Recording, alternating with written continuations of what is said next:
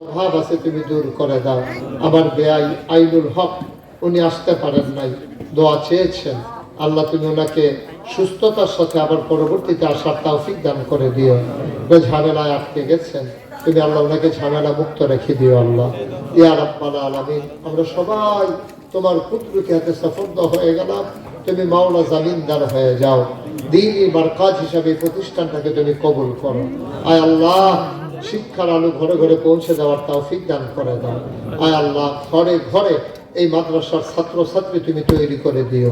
আয় আল্লাহ, প্রিন্সিপাল হুজুর থেকে শুরু করে আরো যারা অন্যান্য শিক্ষক মন্ডলী আছেন, সবাইকে তুমি কবুল আর মঞ্জুর করো।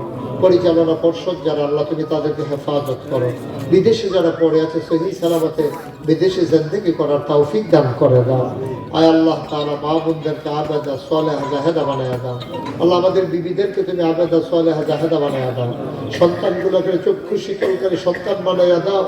আল্লাহ, এই বাংলাদেশটাকে তুমি হেফাজত করো, এর স্বাধীনতা সার্বভৌমত্ব তুমি রক্ষা করো।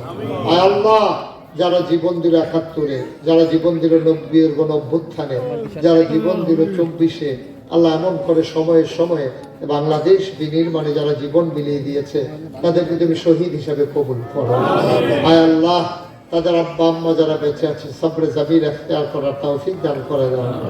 রব্বানা ফাগফির লানা যুনুবানা ওয়া কাফফির আন্না সাইয়্যাতিনা ওয়া তাওয়াফফানা মা'আল আবরার। আমিন আমিন আমিন ইয়া রাব্বাল আলামিন। হায়াত যেদিন শেষ হয়ে যাবে, রুহু যেদিন গলার মাঝামাঝি আটকে যাবে, ওই কঠিন মুসিবতের সময় তুমি রাজি থেকে তোমার হাবিবকে রাজি রেখে আমাদের কণ্ঠে ওই মধুর কলেমা তুমি জারি করে দিও, লা ইলাহা ইল্লাল্লাহ মুহাম্মাদুর রাসূলুল্লাহ সাল্লাল্লাহু আলাইহি ওয়াসাল্লাম।